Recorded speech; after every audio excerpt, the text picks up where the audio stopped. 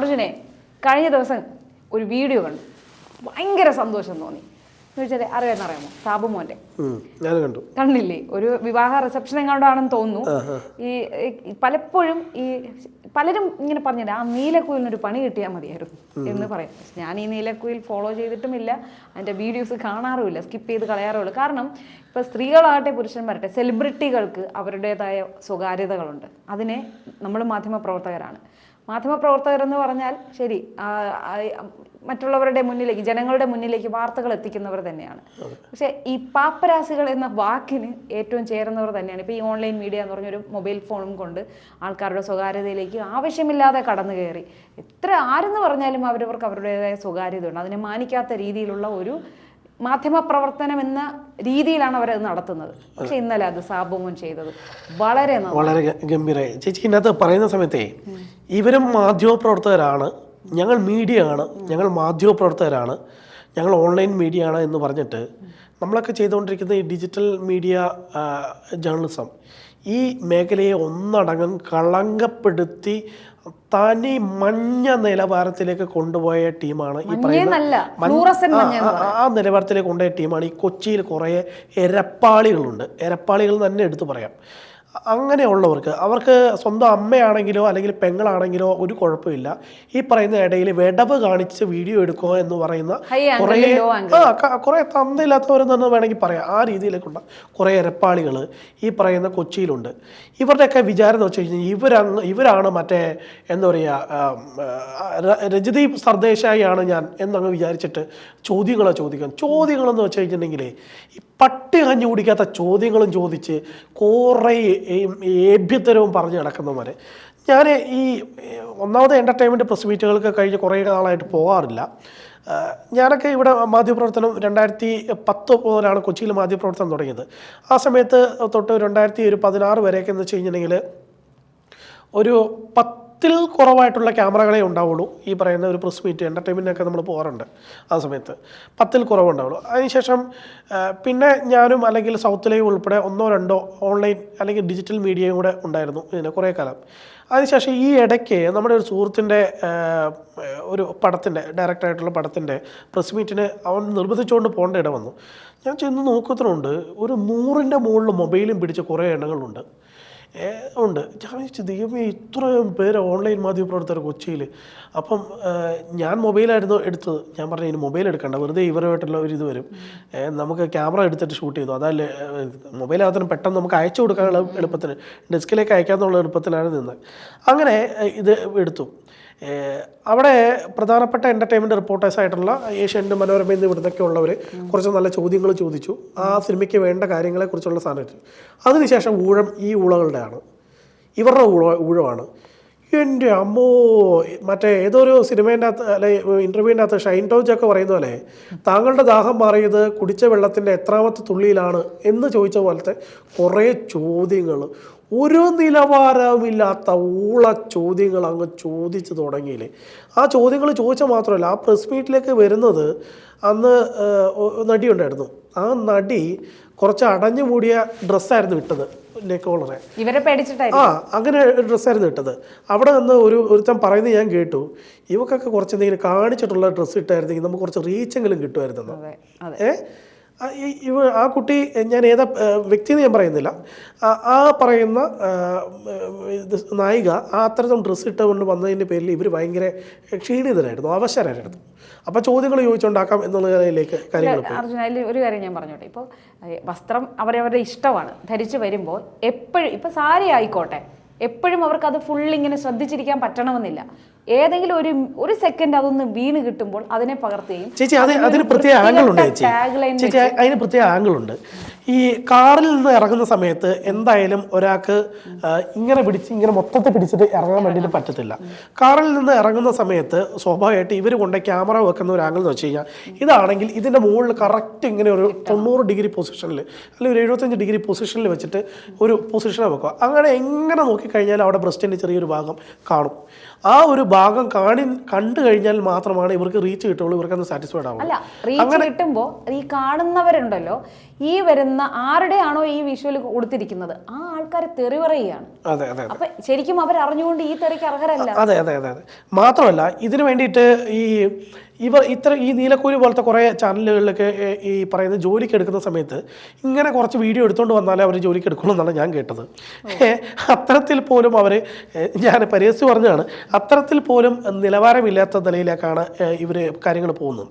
ഈ പറയുന്ന ആംഗിളിൽ ഷോട്ട് എടുക്കുക എന്ന് പറയുന്നത് അവർക്കെന്തോ ഒരു പ്രത്യേക രസമാണ്.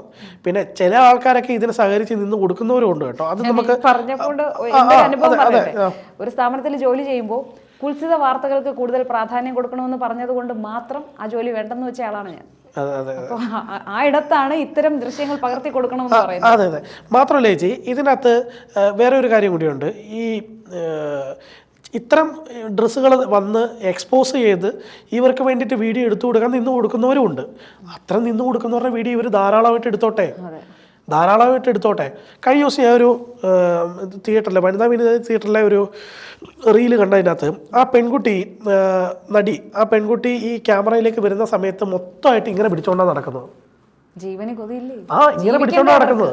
ഇവർക്ക് വീട്ടിൽ ചെന്ന് ഭർത്താവോ അല്ലെങ്കിൽ അച്ഛനോ അമ്മയൊക്കെ ഉണ്ടാവില്ലേ, ഇവരെ സീൻ പിടിക്കാൻ വേണ്ടിയിട്ടായിട്ട് തന്നെ നടക്കുന്നു. ആ പെൺകുട്ടി ഈ കൈ എടുക്കുന്നില്ല, ഒരു കൈ ഇങ്ങനെ തന്നെ പിടിച്ച് തന്നെയാണ് ആ പെൺകുട്ടി ഇവരുടെ മുന്നിലൂടെ മൊത്തം നടക്കുന്നത്.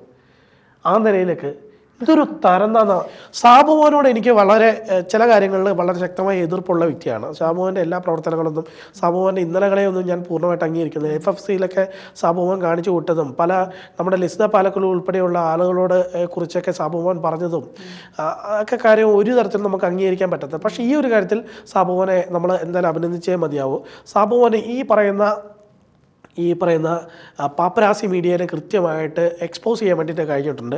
അതിനകത്ത് ചില പെൺകുട്ടികളും ഉണ്ടെന്നേ, ഓടുവാണ്, അവർക്ക് അവരുടെ ഐഡന്റിറ്റി ഇതുപോലെ വേറുള്ളവർക്ക് ഇല്ല എന്നുള്ളതാണ് പറയുന്നത്. അതായത് ഞങ്ങൾ ഓൺലൈൻ മാധ്യമപ്രവർത്തകരാണ്, ഞങ്ങൾ മാധ്യമപ്രവർത്തകരായതുകൊണ്ട് തന്നെ ഇതൊക്കെ എടുക്കാൻ വേണ്ടി നിങ്ങൾ നിന്ന് തരണം എന്നുള്ളത് ഞങ്ങളുടെ അവകാശമാണ്. നിങ്ങളുടെ ഏത് സാധനവും എടുക്കാൻ വേണ്ടിയിട്ട് വീഡിയോ ആയിട്ട്, അതായത് സോഷ്യൽ മീഡിയൻ്റെ പരിധിക്കുള്ളിൽ നിന്നുകൊണ്ടുള്ള എല്ലാ സാധനങ്ങളും എടുക്കാൻ വേണ്ടിയിട്ടുള്ളത് ഞങ്ങളുടെ അവകാശമാണ് എന്ന നിലയിലാണ് ഇവർ കാണുന്നത്. ആരാണ് ഇവർക്ക് അവകാശം കൊടുത്തത്?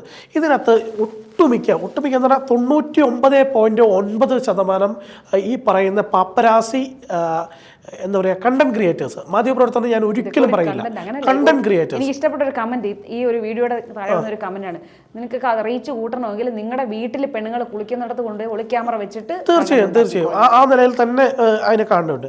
ഈ കണ്ടന്റ് ക്രിയേറ്റേഴ്സ് ആയിട്ടുള്ള പാപ്പരാസികൾ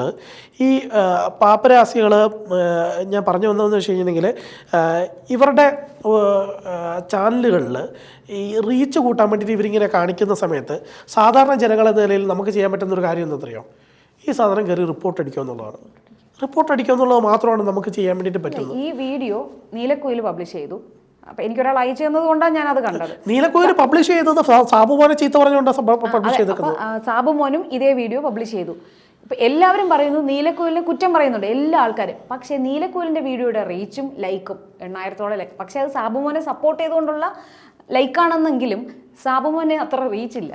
അതെ അതെ. അല്ല, ഞാൻ പറഞ്ഞു വന്നു വെച്ചാൽ ഈ 99.9% ഈ പറയുന്ന പാപ്പരാസി കണ്ടന്റ് ക്രിയേറ്റേഴ്സിനും മാധ്യമ പ്രവർത്തനം എന്താണ്, അതിൻ്റെ അകത്ത് എവിടെ നിർത്തണം, എവിടെ തുടങ്ങണം, എന്താണ് അതിൻ്റെ ലിമിറ്റേഷൻസ് എന്നറിയുന്നില്ലാത്ത ആളുകളാണ്. അതിനകത്ത് എനിക്ക് തോന്നുന്നു വെച്ച് കഴിഞ്ഞിട്ടുണ്ടെങ്കിൽ ജേർണലിസം പഠിച്ചിട്ടുള്ളവരില്ല എന്ന് തന്നെയാണ് എനിക്ക് തോന്നുന്നത്. ചിലപ്പോൾ 1-2 പേരെയൊക്കെ അബദ്ധത്തിൽ വന്ന് ജേർണലിസം പഠിച്ചവർ ഇതിനകത്ത് പെട്ടിട്ടുണ്ടാകാം. അങ്ങനെയുള്ളവരാണ് ഇതിനകത്തുള്ളത്. ഇവരെല്ലാവരുടെയും മെയിൻ ടാർഗറ്റ് എന്ന് പറയുന്നത് റീച്ചാണ്, വരുമാനമാണ്, യൂട്യൂബ് റവന്യൂ ആണ്, ഫേസ്ബുക്ക് റവന്യൂ ഇപ്പോൾ അത്ര വലുതായിട്ടില്ല. കഴിഞ്ഞ 1 വർഷമായിട്ട് ഫേസ്ബുക്ക് നല്ല രീതിയിൽ പിടിക്കുവാണല്ലോ. അതുകൊണ്ട് ഫേസ്ബുക്ക് റവന്യൂ അത്രയില്ല. പക്ഷേ ഈ യൂട്യൂബ് റവന്യൂ, ഈ പറയുന്ന ഫേസ്ബുക്ക് റീൽസ്, ഈ ഇൻസ്റ്റാഗ്രാമിൽ റീൽസ് ഇടുന്നു, ഇതിനിടയിൽ മറ്റ് കൊളാബും കാര്യങ്ങളൊക്കെ ചെയ്ത് അതിൽ നിന്നുള്ള വരുമാനം ഉണ്ടാക്കാം എന്ന നിലയിലാണ് ഇവരുടെ ഒരു ചിന്തയുള്ളത്. ഞാൻ പറയുന്നത് വെച്ച് കഴിഞ്ഞിട്ടുണ്ടെങ്കിൽ ഇതിനകത്ത് ഫെഫ്ക അല്ലെങ്കിൽ ഈ പറയുന്ന അമ്മ പോലത്തെ സംഘടനകൾ അടിയന്തരമായിട്ടുള്ള നടപടികൾ സ്വീകരിച്ചിട്ടില്ലെങ്കിൽ കേരളത്തിലെ ഈ പാപ്പരാസി കണ്ടന്റ് ക്രിയേറ്റേഴ്സ് നശിപ്പിക്കും എന്ന് പറഞ്ഞാൽ നശിപ്പിക്കും. ഇതിനകത്ത് ഏറ്റവും വലിയ ഒരു ഞെട്ടിക്കുന്ന സംഭവം എന്താണെന്ന് അറിയാം ചേച്ചിക്ക്? ചേച്ചി അത് ഒരിക്കലും കേട്ടിട്ടുണ്ടാവില്ല. ഞാൻ പറയുന്നു, ഇതിൻ്റെ അകത്ത് ഇവിടെ അവരുടെ നീലക്കുയിലോ മറ്റേതെങ്കിലും ഈ പറയുന്ന ഉഡായിപ്പ് മീഡിയ പേജുകളിലോ ഇടുന്ന അതിന് വേണ്ടിയിട്ട് എടുക്കുന്ന വിഷ്വലുകൾ എന്നതിൻ്റെ അപ്പുറത്തായിട്ട് അവരിട്ടേക്കുന്നതായിട്ട് കാണുന്നതിൻ്റെ അപ്പുറത്തായിട്ട് ഇതിൻ്റെ അകത്ത് ഇവിടെ പബ്ലിഷ് ചെയ്യാത്ത പല വീഡിയോകളും, അതായത് ബ്രസ്റ്റ് കാണിച്ചുകൊണ്ടും വയറ് കാണിച്ചുകൊണ്ടും നേവൽ കാണിച്ചുകൊണ്ടും അല്ലെങ്കിൽ പല ഭാഗങ്ങൾ കാണിച്ചുകൊണ്ടും അല്ലെങ്കിൽ ഉള്ളിൽ ഇന്നേഴ്സ് തെളിഞ്ഞ് കാണുന്ന തരത്തിലുള്ള പല വീഡിയോകളും എടുത്ത് പോൺ സൈറ്റുകളിലേക്ക് കൊടുക്കുന്നുണ്ട്. പോൺ സൈറ്റുകൾ ഭയങ്കര ഡിമാൻഡാണ്. ഒരു നടീൻ്റെ വീഡിയോ എന്ന് പറഞ്ഞു കഴിഞ്ഞാൽ ഭയങ്കര ഡിമാൻഡാണ് പോൺ സൈറ്റുകളിൽ. അത്തരത്തിൽ വിൽക്കുന്ന വലിയൊരു സംഘം കൊച്ചിയിലുണ്ട്. അതുകൊണ്ട് ഏതെങ്കിലും സിനിമാ നടിമാർക്ക് കൈക്ക് നല്ല എല്ലുണ്ടെങ്കിൽ അല്ലെങ്കിൽ ചങ്കൂറ്റമുണ്ടെങ്കിൽ ഇതേപോലെ വീഡിയോ എടുക്കാൻ വരുന്ന സമയത്ത് നല്ല പെടപെടക്കണമെന്ന് ഞാൻ പറയുന്നത്. മലയാള സിനിമാ രംഗത്തെ നടിമാർക്ക് ചങ്കൂറ്റമുണ്ടെങ്കിൽ യുവമാരെ നല്ലൊരു പെടപെടച്ചേ. നിങ്ങൾക്കൊപ്പം കൊച്ചിയിലെ മറ്റ് മൊത്തം മാധ്യമപ്രവർത്തനം കൂടെ നിൽക്കും. ഈ കണ്ടന്റ് ക്രിയേറ്റേഴ്സ് ആയിട്ടുള്ള ഇരപ്പാളികളല്ല, മൊത്തം മാധ്യമപ്രവർത്തനം നിങ്ങളുടെ കൂടെ നിൽക്കും. ചിലപ്പോൾ യുവമാരുടെ കുറേ ടീമുകളും സംഘടനകളൊക്കെ ഉണ്ട് ഇവർക്ക്. ഇവരെല്ലാവരും കൂടി ആ നടിയെ ചിലപ്പോൾ നടിയൻ്റെ എല്ലാം പറഞ്ഞിട്ട് നശിപ്പിക്കാനുള്ള സാധ്യത ഉണ്ട്. ഇവർ പറയുന്നിടത്താണല്ലോ ഓരോരുത്തരുടെ ഇവരാണ് ഓരോ സിനിമയെ നശിപ്പിക്കുന്നതും നന്നാക്കുന്നതുമായിട്ടുള്ള ആൾക്കാർ എന്ന് പറയുന്നത്. അങ്ങനെ ഏതെങ്കിലും നടി ഈ പറയുന്ന ഈ ഇരപ്പാളികൾക്ക് അടി കൊടുക്കാൻ വേണ്ടി തയ്യാറാവുകയാണെങ്കിൽ ആ നടിയോടൊപ്പം ഞാൻ നിൽക്കും മാത്രമല്ല കേരളത്തിന്റെ അതേ ധൈര്യത്തോടെ തിരിച്ചും കാണിക്കാം. ഇതേപോലെ ഏതെങ്കിലും എക്സ്പോസ് ചെയ്യുന്ന വീഡിയോ എടുക്കാൻ വേണ്ടിയിട്ട് സാധാരണ, അതായത് പിടിച്ചു നല്ല മുഖത്തിട്ട് നല്ല ഒരു അടിയും കൊടുത്തിട്ട് വിടുക. എന്നിട്ട് അവർ സ്ത്രീത്വത്തിന് നേരെയുള്ള കടന്നവന് 354 ഇട്ടിട്ട് ഒരു കേസ് ഇവരും തന്നെ കൊടുത്തു പോവാം. ആ രീതിയിൽ തന്നെ അവർ അത് രീതിയിൽ ചെയ്തുകൊണ്ട് ഞാൻ അവിടെ വെച്ച് തിരിച്ചും കൊടുത്തു എന്ന് പറഞ്ഞ രീതിയിൽ മാധ്യമങ്ങൾ ഇനി മേലെ ഏതെങ്കിലും ഈ നടികളുടെയോ അല്ലെങ്കിൽ വ്യക്തികളുടെയോ ഈ പറയുന്ന രീതിയിലേക്കുള്ള വീഡിയോകൾ നിങ്ങൾ എടുത്തു കഴിഞ്ഞിട്ടുണ്ടെങ്കിൽ അടി കിട്ടുമെന്ന് പറഞ്ഞ് വാണിംഗ് കൊടുക്കാൻ വേണ്ടിയിട്ട് തൻ്റെ ഇടമുള്ള ഒരു സിനിമാ നടി പോലും മലയാളത്തിലില്ല. ഇവരെ വിചാരിച്ചു കഴിഞ്ഞാൽ അവരുടെ സിനിമ നശിപ്പിക്കാൻ പറ്റും എന്നുള്ളതുകൊണ്ട് അതിനുവേണ്ടി തയ്യാറാകുന്നില്ല എന്നുള്ളതാണ്. എന്നാൽ പിന്നെ ഏതെങ്കിലും നായക നടന്മാർ പോലും ഇതിനു വേണ്ടി തയ്യാറാകുന്നില്ല എന്നുള്ളതാണ് ഇതിനകത്തെ സത്യം. മാത്രമല്ല ഒരു കാര്യം കൂടെ പറഞ്ഞിട്ട് അവസാനിപ്പിക്കുകയും ഈ പറയുന്ന ഇരപ്പാളികൾ ഇവന്മാരെ കൊച്ചിയിൽ ചെയ്തു കൂട്ടുന്ന മറ്റൊരു വലിയ ക്രൂരതയുണ്ട്. ഇവർ ഒരു സിനിമേനെ വന്നു കഴിഞ്ഞാൽ സിനിമ റിലീസാകുന്ന ദിവസം തന്നെ ഏതെങ്കിലും ടീമുകളുടെ അടുത്തുനിന്ന് പൈസ മേടിച്ചിട്ട് ആ സിനിമയെ പോയി നശിപ്പിച്ചു കൊടുക്കും. ഇതെടുത്തിട്ട് അപ്പോൾ സിനിമ ഇറങ്ങി മണിക്കൂറുകൾക്കുള്ളിൽ തന്നെ ഇവർ നശിപ്പിച്ചു കൊടുക്കും. ഇവർക്ക് കുറേ മീഡിയകളുണ്ട്, സംവിധാനങ്ങളുണ്ട്. ഇവർക്ക് ഒരാൾക്ക് തന്നെ ഉണ്ടാവും ഒരു 5 എണ്ണമൊക്കെ. ഞാൻ കഴിഞ്ഞ ദിവസം കണ്ട ഒരു സാധനമാണ്. ഇതേപോലത്തെ ഒരു റിങ്ങിൻ്റെ മുകളിൽ 4 മൊബൈൽ വെച്ചിട്ടാണ് ഒരുത്തം വന്നേക്കുന്നത്. 4 മൊബൈൽ 4 ചാനലാണ്. കാരണം ഒരേ കണ്ടന്റ് വേറെ സ്ഥലത്തേക്ക് എനിക്ക് കണ്ടന്റ് മാച്ചിങ് വന്നതുകൊണ്ട് ഇപ്പം കോപ്പിറൈറ്റ് ഇഷ്യൂ വരുന്നതുകൊണ്ട് പറ്റില്ല. 4 മൊബൈലൊക്കെ വെച്ചിട്ടാണ് ചെയ്യുന്നത്. ഇവന്മാരാണ് സിനിമയെ നശിപ്പിക്കുന്നത്. ഇവർക്ക് പൈസ കൊടുത്തില്ലെങ്കിൽ സിനിമയെ നശിപ്പിക്കും. അതാണ് പേടിച്ചിട്ടാണ് പല നടന്മാരും സംഘടനകളും ഇവരെ FK എന്തായാലും ഇപ്പം തീരുമാനം എടുത്തിട്ടുണ്ട് എന്നാണ് ഞാൻ മനസ്സിലാക്കുന്നത്. ഇവർക്ക് ഒരു ID കാർഡ് കൊടുക്കാൻ വേണ്ടിയിട്ട് ഇതിനകത്ത് ഈ കൃത്യമായ സ്ഥാപനം രജിസ്ട്രേഷനും മറ്റ് സംവിധാനങ്ങളൊക്കെ ഉള്ള ഒരു എഡിറ്ററും കാര്യങ്ങളും ഒക്കെ ഉള്ള ഒരു സംവിധാനത്തിന് ഓഫീസ് പ്രവർത്തനം അടക്കം ഉൾപ്പെടെയുള്ള ഒരു സംവിധാനങ്ങളുള്ള ആളുകൾക്ക് മാത്രമേ ഇനിയിപ്പം സിനിമാ തിയേറ്ററിൻ്റെ ഉള്ളിലേക്ക് കയറാൻ വേണ്ടി പറ്റുള്ളൂ എന്നും ഇവർക്ക് വേണ്ടിയിട്ടുള്ള ഒരു ക്രൈറ്റീരിയ കൊണ്ടുവരുവാണെന്നാണ് ഞാൻ മനസ്സിലാക്കുന്നത്. ഇവർ കാണിക്കുന്ന മറ്റൊരു ചെണ്ടിത്തരം എന്ന് പറയുന്നത് ഈ വല്ലവരും മരിച്ചു കഴിഞ്ഞാൽ, സിനിമാ രംഗത്തുള്ളവർ മരിച്ചു കഴിഞ്ഞാൽ ആ ഭാഗത്തെ വീട്ടിലെത്തിയിട്ട് അവിടെ ഇവരുടെ അമ്മമാരോ അല്ലെങ്കിൽ സഹോദരിയോ അല്ലെങ്കിൽ അവിടെ ആ വേദനയിൽ പങ്കുചേർന്നിരിക്കുന്ന ആളുകളിൽ ഒക്കെ ആ ഒരു നിമിഷത്തിൽ ഇവരങ്ങ് ഇരച്ച് കയറിയിട്ട് അവിടെ നിന്ന് കാണിച്ചു കൂട്ടുന്ന തെണ്ടിത്തരം എന്ന് പറയുന്നത്. ഈ ഇടയ്ക്കാണ് മറ്റേ കാവ്യമാധവൻ്റെ അച്ഛൻ മരിച്ച സമയത്ത് ഇവന്മാർ കാണിച്ചു കൂട്ടിയത് എന്താണ്? അവർ ആ ഭാഗത്തേക്ക് അടുപ്പിച്ചില്ല കേട്ടോ. അത് വലിയൊരു കാര്യം തന്നെ. ഞാൻ പറയുന്നത് സിനിമാ രംഗത്തുള്ള ഒറ്റ ആൾക്കാരെയും ഇവരെ അടുപ്പിക്കരുത് ഒരു ഭാഗത്തേക്കാരെ. ആ നിലയിൽ തന്നെ ഇതിനെ കാണണം. ഇവരൊന്നും മാധ്യമപ്രവർത്തകരല്ല, ഇവർ ചെയ്യുന്ന മാധ്യമപ്രവർത്തനമല്ല എന്നുള്ളതാണ് സിനിമാ രംഗത്തുള്ളവർ ആദ്യം മനസ്സിലാക്കേണ്ടത്.